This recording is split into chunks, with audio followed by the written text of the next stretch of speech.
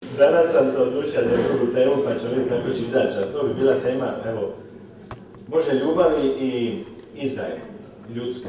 Tako da, evo, to je malo tema koja paše za korizmu.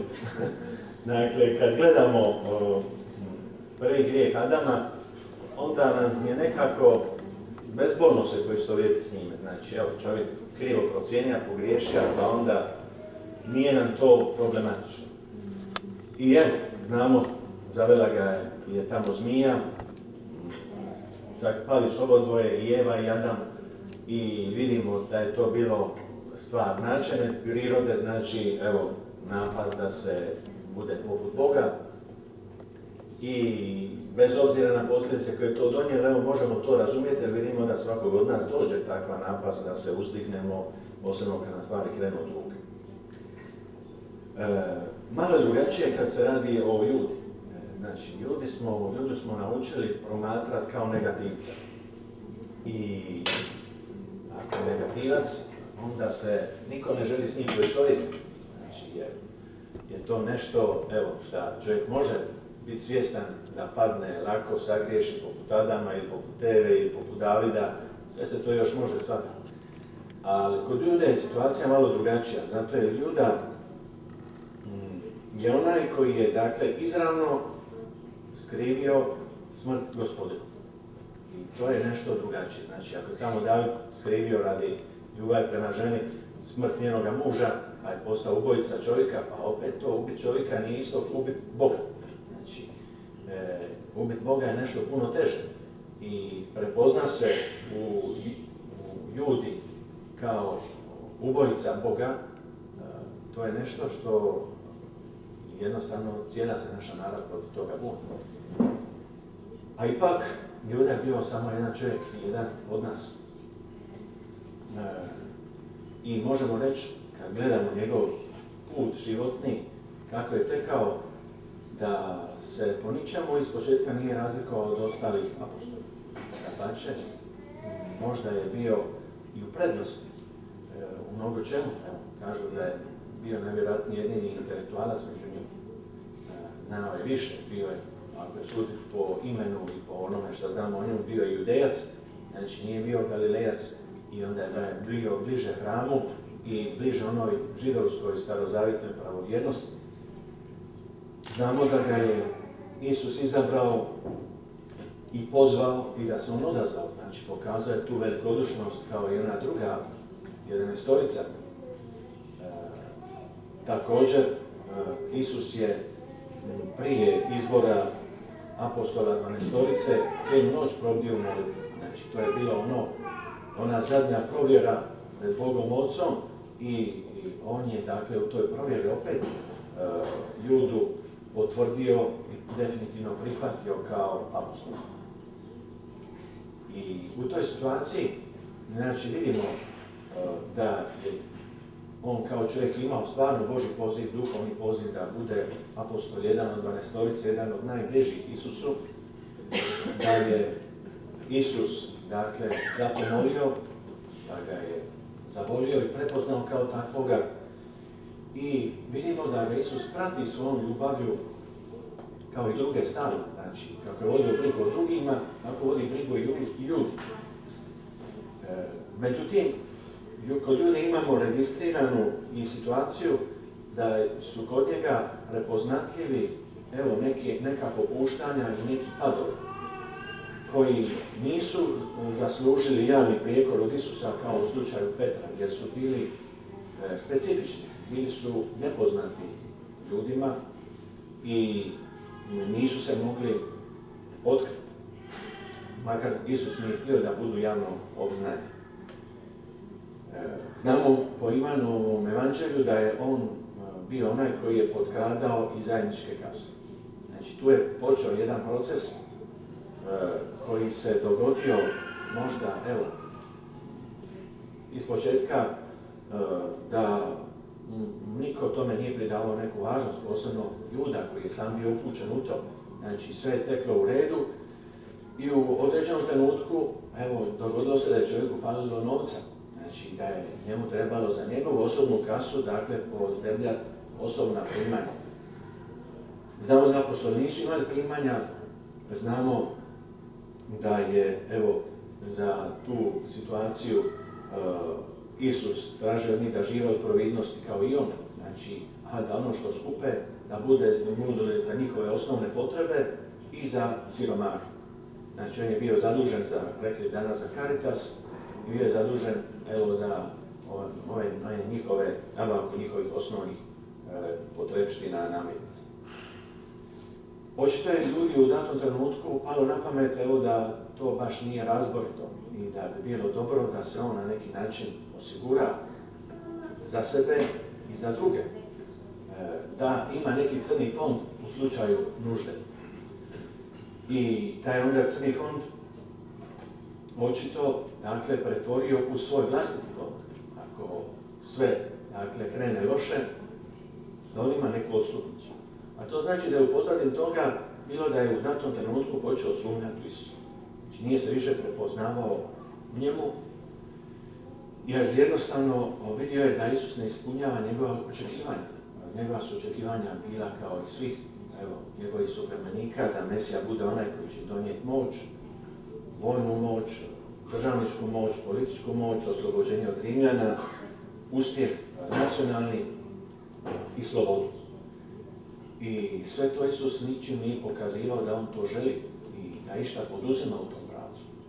I kad je Juda doista bio siguran da stvari ne idu tim putem kako je on zamislio, onda je se u njemu pojavilo određeno jedno nezadovoljstvo i mrvljanje, koje ga onda dovelo da počne razmišljati o odstupnici. I to se onda konkretiziralo kroz materijalno prisvajanje sebi jednog dijela onog što je bilo zajedničko i što je bilo namijenjeno za najpotrebnije. Znači, on je tu praktički bio kradljivac.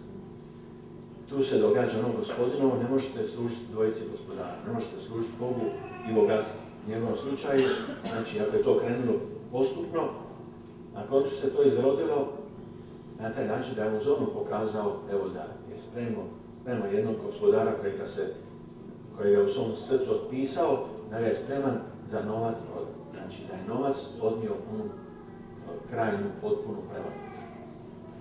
Jasno, iza tog nezadovoljstva, iza tog materijalnog sebe osiguravanja imamo i nešto drugo.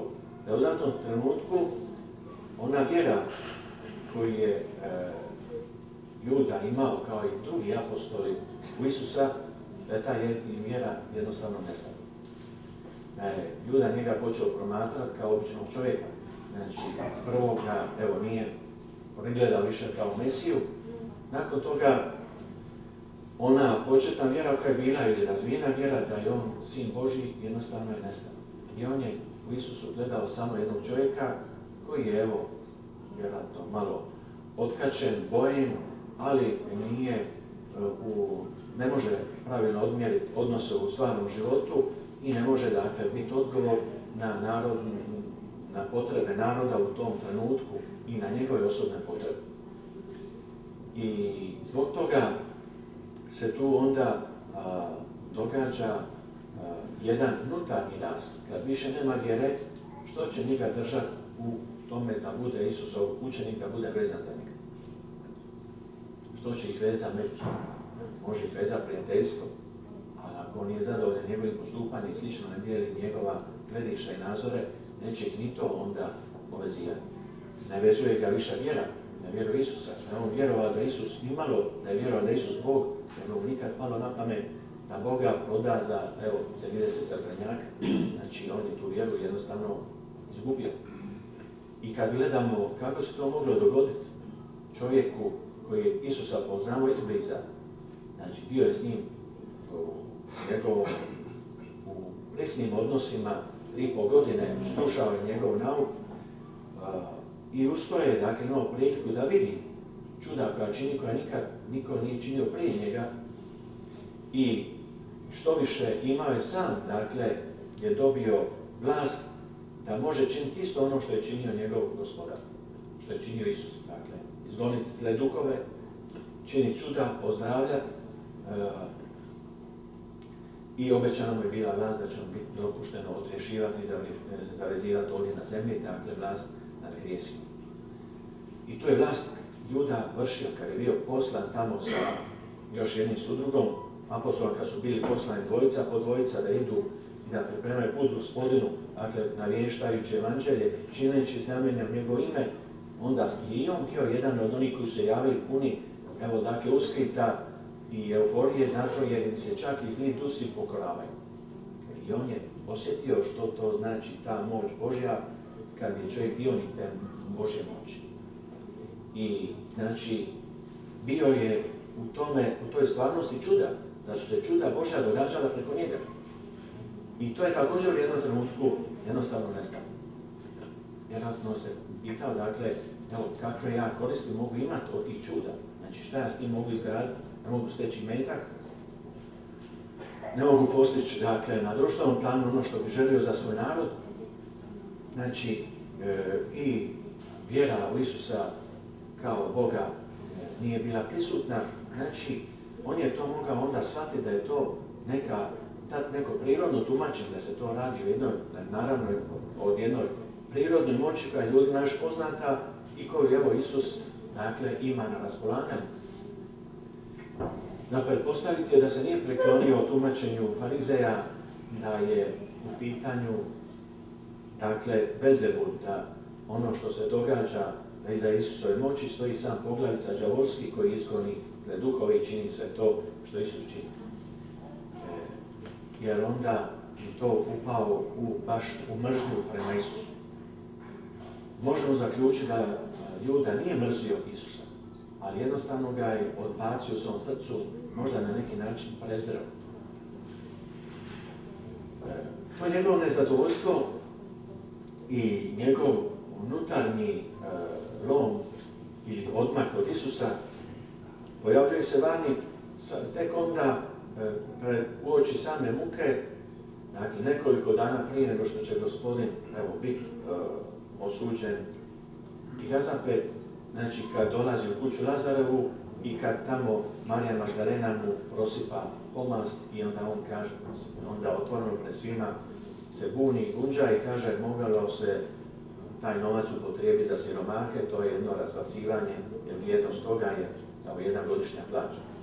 Znači, on je to procijenio odmah koliko to košta i godišnja plaća, dakle to možemo, ako ćemo gledati naša primanja, to može biti 10, 15, 20 tisuća eura, ali evo dakle potrošiti u jednom trenutku, dakle za vrijeme jednog obroka kućnoga i sastanka unutar jedne obitelji za Gospodina, znači on je držao da je to jedan luksuz, da je to razbacivanje i da to u biti Isusu nije potrebno. Dakle, nezadovoljstvo se toliko akumuliralo da je sad bilo normalno da s njim može izaći van. Nije imao nikakvog više ustručavanja i imao je jedno dobro pokriće. Isus, dakle, njega tu ne razotkriva, nego, dakle, kaže, pustite je, pravi Mariju Magdalenu, ali ne napada ju. Ne pokazuje se kao njegov prokazivač, niti kao njegov napadač. Što bi znači, evo da mu je stalo da održi tu vezu s njim. I, dakle, ostavlja otvoren taj prostor da taj odnos i dalje se može popraviti, da se može promijeniti. I onda dolazimo, dakle, da je u tom trenutku, evo, na temelju tog čuda Lazarovog uskrsnuća, da su ga Isusa osudili na smrt i u tom trenutku, evo dakle, jedna od dakle, poveznica sa time bilo je i to da je nakon tog čina ljubavi Marije Magdalene Juda otišao kod farizeja, počeo se s njima dogovarati kako će im ga predati. Znači, oni su ga osudili, Juda je već u sebi prelomio, dakle, bio je spreman, dakle, sad predat Gospodina njima u ruke. I onda dolazimo do posljednje večere. Znači, Isus koristi posljednju večeru da, koristeći onu privilegiju koju su imali Galilejci da mogu blagovati Pasku 2 dana ranije, on, dakle, slavi Pasku četvrtak. Oni su zbog puta, zbog okolnosti, dakle, imali tu povlasticu i jednostavno Isus to koristi da blaguje Pashu sa svojim učenicima i da se od njih u biti oprosti. Ivan to prenosi u svom evanđelju, cijeli onaj govor Isusa za vrijeme posljednje večere, dakle njegova učenja za vrijeme posljednje večere, apostolima koji su u biti na razne načine objava Božje ljubavi i jedno opraštanje od svojih najbližih. Znači, to je jedan njegov usmeni testament. Znamo da je ta Paska bila posebna utoliko što je, evo, neposredno uoči Paske Gospodin bio prinesen kao žrtva. I baš u vrijeme kad se žrtvuju paskalni jaganjci u 12 i 15, po prilici kad se ubija paskalnog jaganjca, dakle njega su bili razapeli na križu. I to je znakovito, dakle pokazuje da je gotovo sa starom žrtvom, da je došla sad nova žrtva koja je pokrila sve žrtve druge i koja je, dakle, jedina valjana. U tome, dakle, procesu Isus je anticipirao tu žrtvu koja se dogodila na Golgoti. Znači, on je anticipirao za vrijeme posljednje večere. Znači, ono svoje predanje, da preda svoje tijelo i da umre za nas na križu, on je kao Bog mogao, i to je učinio, anticipirao u vremenu, dakle, i prenio ga, koliko je to dan ranije u prilici, dakle, da ta njegova žrtva vrijedi tada. I da onaj kruh koji im daje i lomi, kad je ustanovio Euharistiju, da to stvarno bude njegovo tijelo i njegova krv. Kao što mi imamo, danas blagujemo Euharistiju, dakle mi uprisutnjujemo istu onu žrtvu koja se događala na Golgoti, dakle to je ono što Bog nema ograničenja u vremenu, dakle prošlosti i budućnosti, nego može učiniti da sve je u sadašnjosti, kao što je njemu sve u sadašnjosti. Znači mi tako prisutnjujemo onu istu žrtvu i ona se događa na oltaru i zato oltar zovemo žrtvenikom. Znači ta ista žrtva on je mogao i vratiti unazad u vremenu i to je učinio, dakle vratio onaj dan unazad u vrijeme, dakle da bude, da može svoje tijelo biti onaj koji će ga sam dati, dakle na blagovanje svojim učenicima. Znači on najveći iskaz ljubavi, evo, ostavlja na posljednjoj večeri, ostavlja samo sebe i to svoje tijelo daje i Judi na blagovanje. Evo, zanimljivo je, kaže se, ono, kad ga Petar nagovara Ivana, tamo da se napita Isusa, evo, ko će ga izdati, kome on to govori, jer Isus nigdje ne govori i Judino ime, onda Isus odgovara Ivanu, tako da ga nisu čuli drugi, da onaj kome bude dao kruh kojeg će umoći, zalogaj koji ga umoći i kojega mu da. Taj umočeni zalogaj vidimo, dakle ako mi uzmemo komad kruha, umočimo ga i damo ga onda nekome, dakle on ga ne može uhvatiti s rukom ako ne želi da se smoči. Prema tome, taj mu je zalogaj dao usta, prema tome da je Gospodin mogao dati pričesna usta već tada, za vrijeme posljednje večere, to je nešto što je moglo biti sasvim prihvatljivo i normalno, jer vidimo da niko nije to da Isus daje ljudi zalogaj usta, umočen u ono što je bilo, da niko nije to gledao kao nešto čudno i neobično, nego su prihvatili to kao nešto normalno, znači nešto s čime su se susretali. I doista se, dakle, tu mogla dobiti pričesna usta. Svakako, Gospodin na posljednjoj večeri otvoreno govori o izdaji. Govori, dakle, čak Ivanu povjerava ko će ga izdati. Ali, dakle, s ničim nije prokazao izdajicu, dakle, razotkrio ga pred drugima, dakle, javno ga prozvao, nego ga je štitio do zadnjega.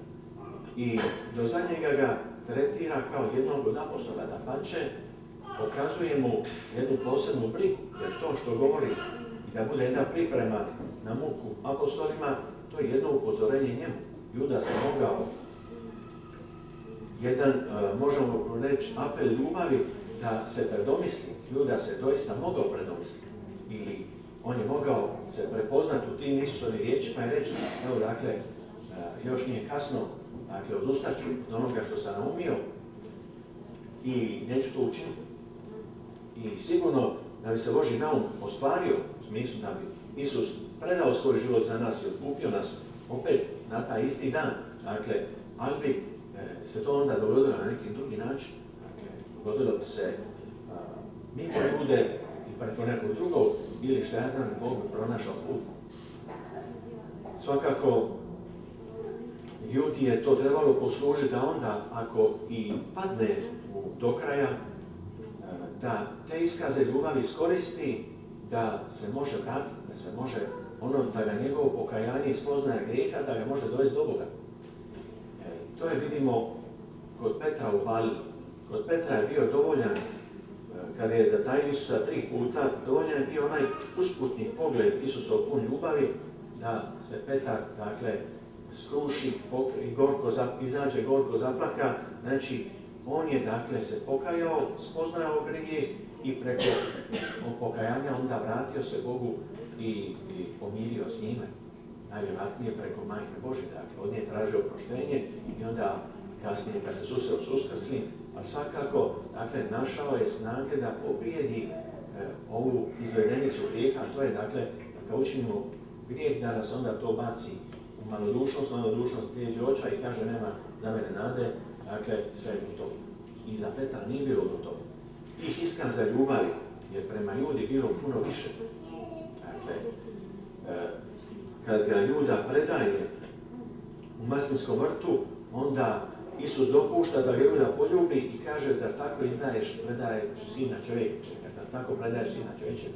Znači, on prihvaća taj iskaz prijateljstva, dopušta mu poljubac, dopušta mu ljubav i pokazuje mu riječima da mu je stalo do njega da ga ljubi. Onaj definitivni lom se u ljudi dogodio kad je, evo, primio pričest, a da upozorenja Isusova nisu na njega ništa djelovali. Znači, on je primio pričest i kaže se, u tom trenutku u njega uđe Sotona. Znači, Sotona ga je do tada napastovao, ali nije imao pristup u njegovu dušu dok on nije, dakle, dao pristanak da Sotona može zavladati njegovom dušom. I to se tada dogodilo. Evo to znači da se Juda unatoč mjera koje je poduzeo da i toga što je išao kod Farizeja i dogovorio da će ih ga predati, da unatoč toga on još se lomio u sebi, još nije bio načistan. I onda kad je svetogrdno primio svetu pričest, dakle tu je dogodilo se prijelom, onaj prijelomni trenutak. Dakle, kad je on definitivno, dakle, prekrižio Isusa, otpao od njega. I kad je dopustio da Sotona ima potpunu vlast nad njim. I tu vidimo, evo, da maksimalna ona najveći izražaj Božje ljubavi, da nam daje samoga sebe, da ga blagujemo, susreće se sa najvećim misterijem zla, evo, a to je da čovjek može jednostavno izdati Boga. Možemo reći ljudi u prilog, da malo bolje shvatimo njegovu logiku i razmišljanje, da on nije zamislio kad Isusa preda ovima farizejima, nije ga htio time dovesti do smrti. Nije zamislio da nije pomišljao na to da Isusa preda da će znači njegovu smrtnu osudu. Posebno nije razmišljao i nije mu palo na pamet da će Isusa osudi na sramotnu smrt na križu i da će se nad njim iživljavati na sve moguće načine kao što su to učinili. Evo, recimo Katarina Emery opisuje, to se vidi u knjizi Pasija, kako su prije nego što će raspet Isusa, dakle na trgu križa, su bili izbušili rupe gdje će mu staviti čavl. I dole su mu stavili, dakle, držač za noge, dakle, kad bi cijelo tijelo visilo samo na 2 čavla od ruku, onda jednostavno bi se potrgale ruke i tijelo bi palo. Znači, oni su napravili uporišta za noge, napravili su, dakle, uporišta da se i dijelovi tijela mogu oslanjati na ono glavno deblo križa i zato su uzeli Isusu prije mjere, dakle, procijenili točno gdje su mu noge, gdje su mu ruke i onda su napravili, dakle, rupe za čavle, da kad mu probudu ruke, da to uđe bez problema. Kad su mu prvu ruku zabili, nije bilo problem. Ali onda, dakle, je ova rupa za drugu ruku bila, dakle, predaleko. I onda su jednostavno, mjesto da izbušu novu ruku, nije im se dalo raditi, ona opisuje da su onda istegli ruku, iščašili su mu rame, dakle, da bi mogli zabiti mu, dakle, taj drugi čavao. I onda kad su ga položili, prisilili ga, dakle, da spusti noge dole, da se izravna na križu, vidjeli su da ostaje ona rupa za noge predaleko. I opet im se nije dalo raditi, dakle, sad tu rupicu i izbit, pa je podići gore, nego su jednostavno učinili to da su onda pričvrstili gornji dio tijela s konopima, držali ga čvrstom i onda su, dakle, silom istezali nogu po nogu, dakle, ona dođe i da može, dakle, pristati na ruku. Dakle, oni su mu iščašili potpuno jednu ruku i, dakle, iščašili su mu obje noge, dakle, to je samo bio jedan detalj od toga kako su oni izvan onoga što se tražilo za osuđenika na takvu smrt, kako su oni dodavali muke stalno, dakle, do zadnjega. I koliko je to bilo kratko, jedno vremensko razdoblje, dakle, od noći četvrtka, dakle, od recimo od 9 sati pa do 3 sata popodne u petak, znači to je moglo biti sve skupa, evo recimo 20 sati, malo manje, dakle, to su bile svi sati ispunjeni intenzivnom mukom, nisu ga pustili ni jedan trenutak, dakle, na miru. A da ne govorimo o poniženjima koje je trpio. Evo, dakle, tako nešto Juda nije zamišljao niti htio za Isusa. Znači, on je, kad ga je predao njima u ruke, on je mislio, evo, osudit će ga na nešnog zatvora, možda par mjeseci, dakle, i nakon toga će ga pustiti, možda se on urazumi, možda, dakle, onda stvarno on shvati koje je ispravno postupanje, promijeni se i onda ćemo ja i on moći drugačije surađivati. Ali tako nešto nije mogao zamisliti. I zato kad jedan od momenata u prisustvu u Judinom pokajanju bilo i to da je shvatio da su se stvari otele kontroli, da se događa ono što on nije htio. I da Isusa osuđuju na takvu strašnu smrt. Znači, spoznao je da je krivo učinio, spoznao je, dakle, evo, da je nedužnog čovjeka sudio na najstrašniju smrt, dakle, i on onda je svjestan svoje krivice i kaje se za nje. Ali, dakle, ne vidi izlaza iz njega. Ne vidi izlaza osim u tome da sam sebi presudi. I tu se ponovno ogriješuje o Božju ljubav. Jer Božja ljubav je jača od bilo kojeg našeg grijeha, od bilo koje naše izdaje. Prema tome uvijek ima izlaza dok smo živi. Kao što je to prepoznao dobar razvojnik, Juda to nije prepoznao. I tu vidimo kako je u biti Juda sa svojom izdajom objava Božje ljubav, jer ako je, dakle, nama lako na neki način zamisliti da Isusa osuđuje cijela ona masa ljudi koja viče raspni ga, farizeji su napuškali narod, skupio se ološ i slično, i onda, dakle, svi, evo, žele njegovu smrt i žaljenjavaju se nad njim, znači mi znamo da narod može poluditi, da može biti zaveden i slično, i to je nešto što je poznato. Ali ovdje vidimo da se događa i drama, dakle, pojedinačna koja prethodi to. Znači sve to što se dogodilo na Golgoti, dogodilo se već prije za vrijeme posljednje večere. Dakle, kad je, evo, svetogrdno Juda primio pričice. Dakle, kad je u svome srcu ubio Isusa, dakle, koji mu je daje svoj život za njega. I tu je ono što vidimo o tajstvo, da se nalazi u tajstvo grijeha. Znači, svatko od nas, to nas uči vjera, kad učini grijeh, onda se on odvaja od Boga, onda on tim grijehom vrijeđa Boga, onda on u biti postaje Juda. Dakle, on izdaje Boga tim svojim grijehom. I drugim riječima, on ubija ponovno Isusa. Čini da Isus prolazi sve one muke koje je podnio, dakle on ih nije podnio samo apstraktno za sve ljude, nego ih je podnio i pojedinačno za svakog od nas. I njegovu muku, dakle, mi možemo doista prihvatiti kao onu koju je on podnio za mene. Dakle, jedan moj smrtni grijeh, evo, dakle, je za njega je on spreman otići na križ i to je učinio. I dakle, taj, možemo reći, kontrast između neizmjerne veličine Božje ljubavi i s druge strane, evo, ljudske bijede ga može dovesti do izdaje. Znači, to je ono što nam daje da gledamo moj osobni grijeh, da gledam na drugi način, da ga gledam kroz Judu. I to će mi pomoći, dakle, da ga onda doživim drugačije. Juda nije ništa bio drugačiji nego ja. Juda je bio čovjek kao i ja.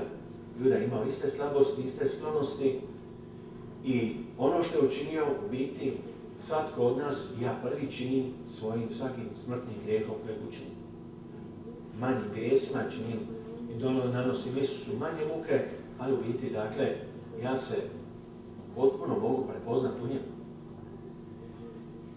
I to je ono što nam daje, dakle, razmišljati drugačije u ovom vremenu korizme, muke Gospodinove, razmišljati o tajstvu, evo, ljudske izdaje. Jer mi smo na neki način oguglali na to, kao za vrijeme Isusova suđenja, kad se stvorila ta kritična masa da svi tražu njegovu smrt i kad im se bude one najniže strasti, žele samo vidjeti veće iživljavanje, veće proljevanje krvi i veću muku.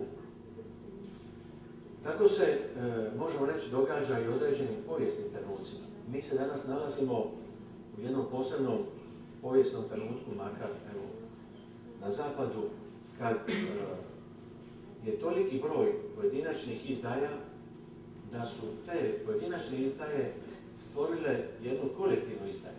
I nama je, dakle, to nešto na što smo se navikli. Pače, čudi nas kad susretnemo, dakle, da netko se ne uklapa u te mehanizme opće izdaje, da ima iznimak. I to je ono što je, dakle, nešto što nam onda privlači pažnju.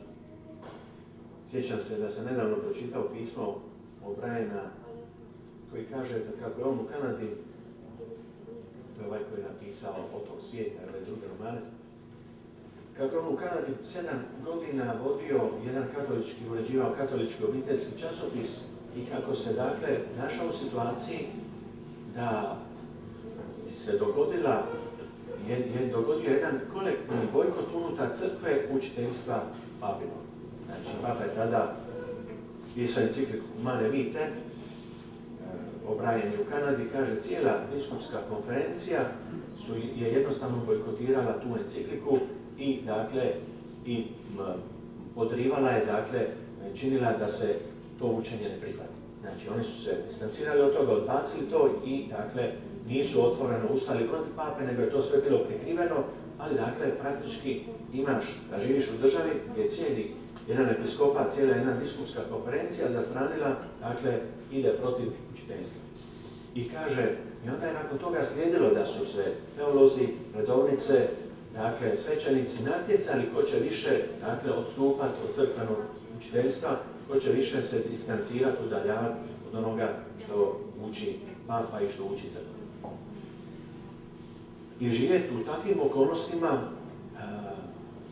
nije jednostavno, jer onda, dakle, ako mi teoretski pravdamo grijeh, znači, Humane Vitae je bila kamen spoticanja i ostala i danas, zbog toga što je tu Papa jasno, na vrlo malo stranica osudio sredstva kontracepcije, osudio, dakle, zatvornost prema životu, dakle, i ukazao da je to grijeh i da je to loše. Dakle, ako mi teoretski to činimo kao pastiri, jasno šta će onda činiti narodu, to u pravilu isto, on će pronaći svoj interes da to prihvati, jer onda, dakle, neće treba živjeti zahtjevnost evanđelja, nego će, dakle, onda razvodniti evanđelje i opravdati svoj grijeh.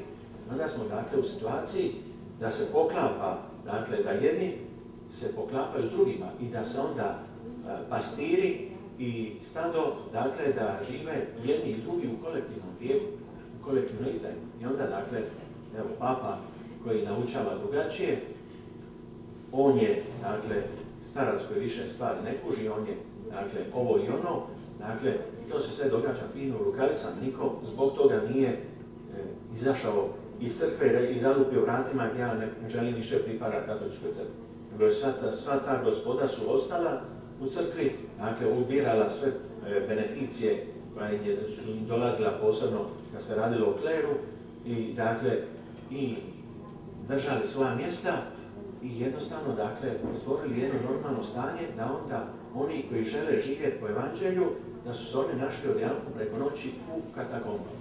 Dakle, jedan Brian i slični, dakle, u kanadskoj crkvi su, dakle, bili, evo, oni koji su označeni kao, dakle, oni koji se ne uklapaju u većinu, koji nisu više moderni kršćani, koji nisu napredni, koji nisu prosvjetljeni, dakle, koji su zadrti, koji su nazadni, koji su ovo i ono, dakle, stigmatiziralo ih se kao nešto korisno. Evo, to je ono što vidimo da u takvoj situaciji, sad od nas, kad se sutra sretne s time, a toga imamo, jer mi vidimo da većina nas, kršćana, danas u Hrvatskoj živi, katolika, živi praktično kao pogani i to svoje poganstvo pravdaju, dakle, i drže da je to normalno.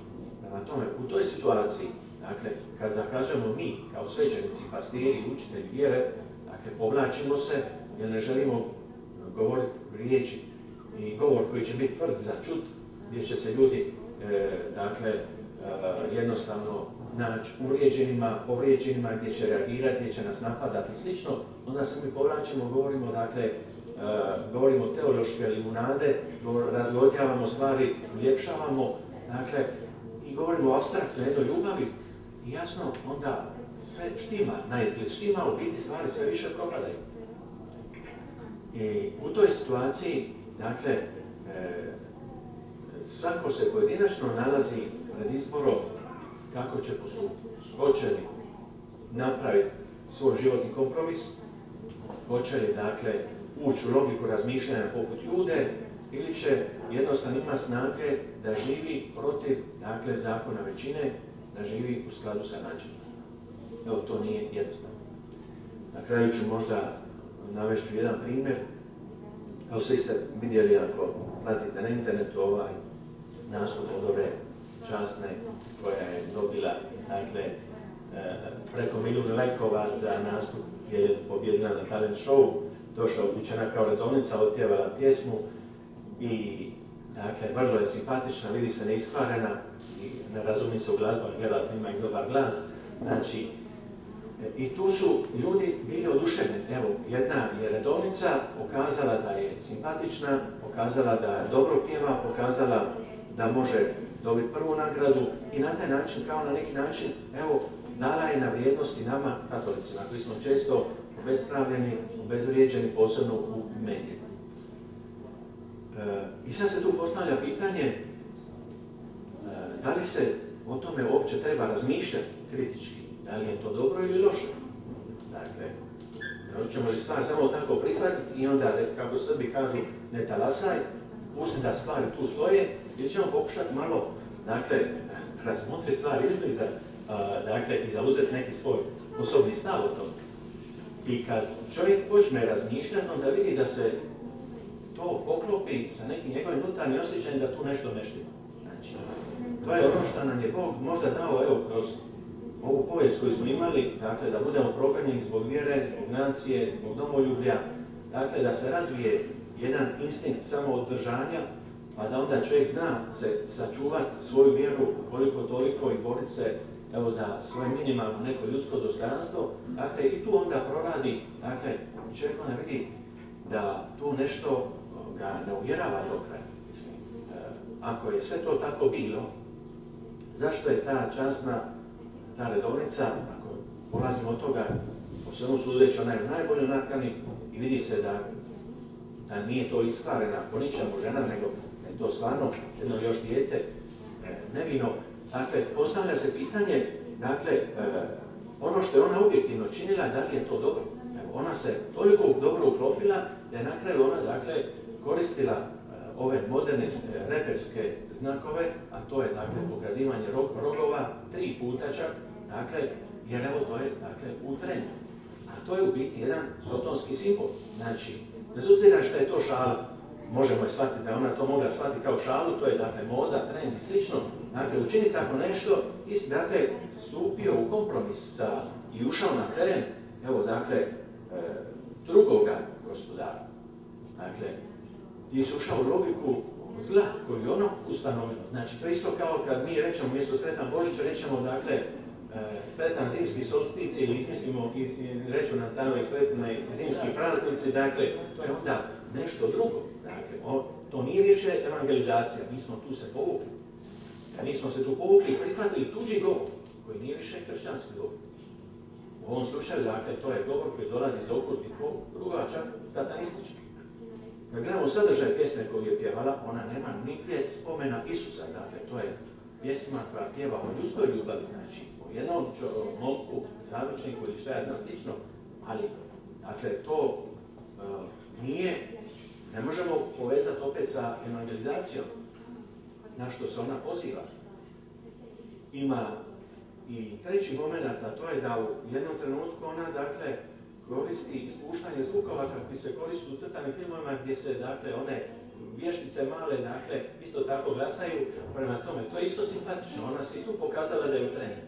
Ali, dakle, ona se toliko propila da u biti što je ostalo, dakle, od njenog tu svjedočenja. Čime je ona tu, dakle, navijestila Isusa. To je ono što mi možemo, dakle, ulaziti u kompromis. I možemo to opravdati na najbolje načine. Koliko je kod nas bilo ljudi koji su, evo, postali članovi partije. A to su pravdali, treba im posao, njihova vokacija, recimo, poziv da budu učitelji, nastavnici, profesori, mogu preko te svoje službe učiniti toliko dobra drugima, a onda, evo, dakle, moraju napraviti određene ustupke i kompromise, znači, neće javno ići u crkvu, skrovito će davati djeci sakramente, skrivat će se i onda smo imali rezultat da njihova djeca praktički ostali odrasli kao potpuni bezvjerci. A njihovi unuci ne bi imali više ni sakramente.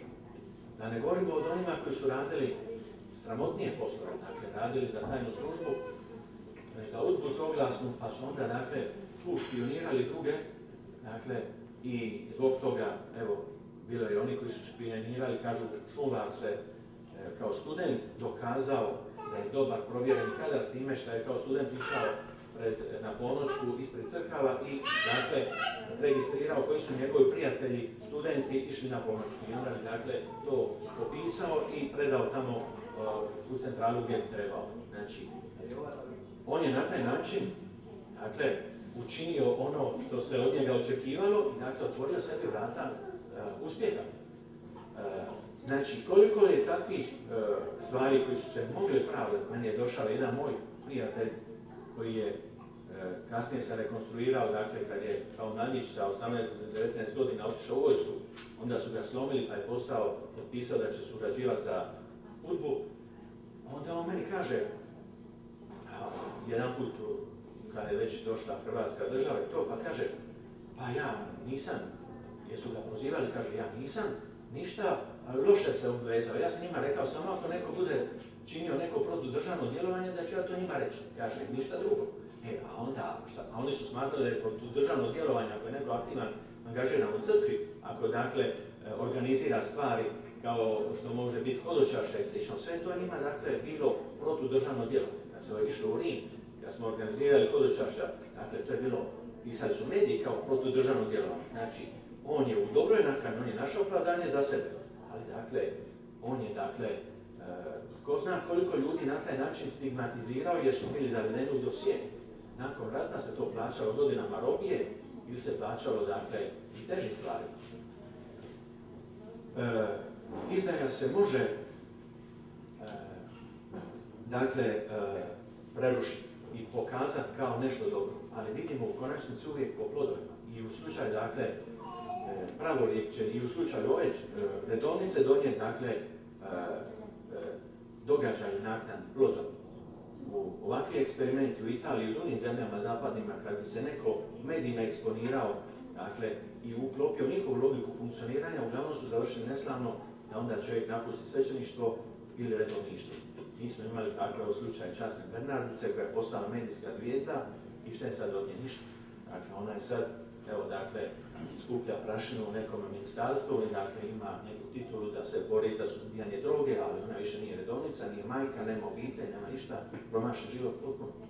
I koje smo mi koristili onda imali, što smo ubrali tu časovitu slavu da se pisalo pohvalno o redovništvu o nama katolicima i da smo izlazili na naslovnicama Slobodne jutarnjega, da je tada bilo portala, izlazili bi na svim portalima. Dakle, ona je tada bila zvijezda i bila je zvijezda mjesecima i nekoliko godina. A sad je, dakle, sve nam se to vraća sa kamatama. Koliko je ljudi ona svojim primjerom pokolebala i koliko je ljudi ona navijestila, pa na krivom ste mjestu, dakle, kao redovnice i kao redovnici, zašto više ćete učiniti ako to ne budete, ako se sekularizirate. Koliko su ljudi rad nje izašli iz crkve. Ali evo, to smo zaboravili. Evo, ne bi više duljio, jesam i tako da više otišao, nego ću, evo, ako imate vi kakvih pitanja ili osvrta ili dopuna, pa možemo se kratko na tome zadržati. Ime Otca i Sina i Duha Svetoga. Zdravo Marijo, milosti puna, Gospodin s tobom, blagosloven je nad ti među ženama i blagosloven plod utrobe tvoj, Isus. Sveta Marijo, Majko Božja, moli za nas grešnike, sada i na času smrti naše. Amen. Slava Otcu i Sinu i Duhu Svetom.